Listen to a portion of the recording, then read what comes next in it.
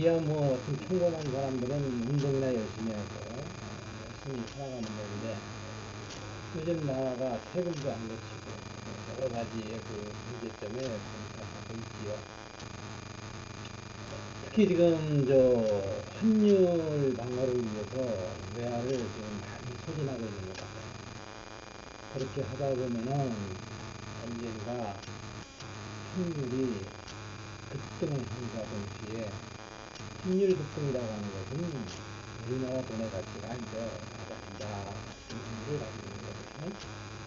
그래서 이번에는 제1 IMF보다도 더 높은 한 2,500원 정도까지 가지 않나 개인적으로 이렇게 생각해요. 왜 그러냐? 위기를 키워서 터지기 때문에 그렇죠. 2,500원 정도 하고 금융위기는 지금 우리나라에서는 시작되고 있죠. 뭐 PF, 금융가의 그 위험을 담보로 해가지고 돈을 빌려주고 그 수수료를 지어먹는 프로젝트 파이낸스라고 하는 PF가 지금 문제가 심각하게 되고요. 그리고 예술적으로 보게 되면은 인플레가 좀 심상치가 않고, 인플레가 심상치가 않다는 얘기는 물가가 오르고, 물가가 오르면 내 자산 가치도 떨어질 정도로 사람들이 주택담보대출에 돈 이자 갚는데 돈을 많이 사용함으로써 결국 쓸 돈이 적어지는 어떤 그런 형태가 됩니다. 그럼으로써 이제 디플레가 되고 스태그플레이션이 돼가지고 회사들이 망하고 일반 서민들은 일할 장소를 잃어버리고 돈을 벌 수 있는 그런 기회들이 다 박탈당하는 그런 특성을 가지고 있습니다. 그래서 지금 심각한 것 같아요. 우리나라가 지금.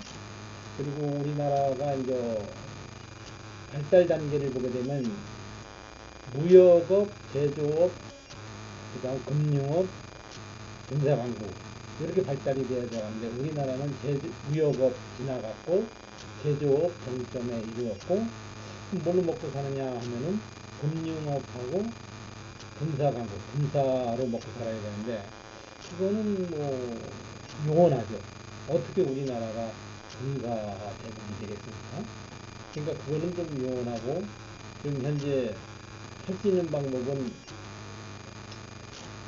제조업을 가져가면서 금융이 발달시 되어가라는 하나의 이 사회 경제의 특징인데 제조업이 살면서 금융업으로 같이 가면 우리나라는 영국과 같은 일이 벌어지지 않습니다. 영국과 같은 일이 벌어지는 이유는 영국은 제조업이 폭망을 했고 브렉시트라 그래서 뭐 유로존에서도 유로화에서도 이제 탈퇴를 했고 그러면서 금융이 잘 안 되는 거였죠. 금융이 잘 안 되다 보니까 결국 영국이 초선진국임에도 불구하고 물가 상승률이나 이런 것이 살기 어려운 지는 어떤 그런 특성을 가지고 있죠.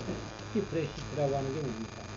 자기 나라에서 나는 것으로 자기 나라 자체 내에서 살아보겠다는 거잖아요. 그죠? 유럽 가서 발표를 하고 뉴욕이라든가 그런 걸 갖다가 비싸니까. 그러니까 상당히 어렵죠. 우리나라 같은 경우는 지금 섬이에요, 섬. 뭐, 최대적 섬도 되고, 비례적 섬도 되고, 최대적 섬이라고 하는 것은 공산주의에 둘러싸여 있겠죠. 그 다음에 뭐, 경제적 섬이라고 하는 것은 중국의 캐치업에 따라잡혀가지고, 제조업이 지금 힘을 못 쓰고 있는 상황이고, 어제 보니까 삼성전자하고 SK 하이닉스도 좀 힘을 못 쓰고 있더라고요. 거기에 이제 또 일본이 있죠. 그리고 또 저가 물건으로 또 이렇게 판매를 실시하는 베트남이라든가 여기 뭐 인도라든가 이런 나라들이 지금 치고 올라오고 있는 거거든요. 그죠? 그러니까 결국 우리나라는 인건비가 많이 드는 거예요. 인건비가 많이 든다는 얘기는 결국 뭐 물건값이 비싸진다는 얘기죠. 결국 그렇다는 얘기는 초선진국 아니면 우리나라 물건을 사줄 수 있는 나라가 없다는 얘기죠. 그죠? 그래서 물건값이 비싸니까 비싸진 이유가 뭐냐? 우리나라 사람들 지금 어떻게 됐습니까? 웬만한 사람은 전부 다 아파트에 살잖아요.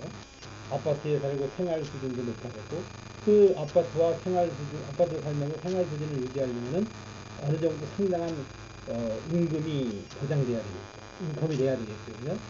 근데 실질적으로 경기가 침체되면서 그 돈을 못 벌어오니까 그 생활 문화를 유지할 수가 없는 거예요. 그러다 보니까 여러 사람들이 삶에 문제가 발생을 하는 거죠. 예전에는 그래도 돈을 벌면은 문화생활도 하고 그랬는데 문화생활을 제치고 먹는 거 해결하고 집세나 뭐 이런 월세 내면은 그냥 모든 것이 끝나는 저축이라는 것은 뭐 할 수 없는 그런 그 사회 구조, 경제 구조로 바뀌어가고 있는 거죠.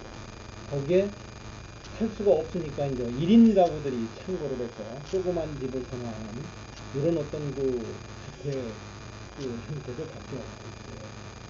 그래서 우리나라는 굉장히 지금 힘든 터널을 지나가고 있는데 나중에는 그러면 회복 가능성이 있느냐? 개인적으로 보면은 회복하기는 매우 어렵다고 생각해요. 중국한테도 따라잡혔고 베트남 따라오고 뭐 이런 어떤 상황이니까 이제는 그러한 그 걱정을 가지고 있습니다. 그래서 여러분들은 미래 사회가 어떻게 열릴 것인가를 잘 생각해서 한번 자기 재정 관계라든가 삶 방식에 대해서 한번 다시 한번 생각해보는 시간이 되었으면 좋겠습니다. 고맙습니다.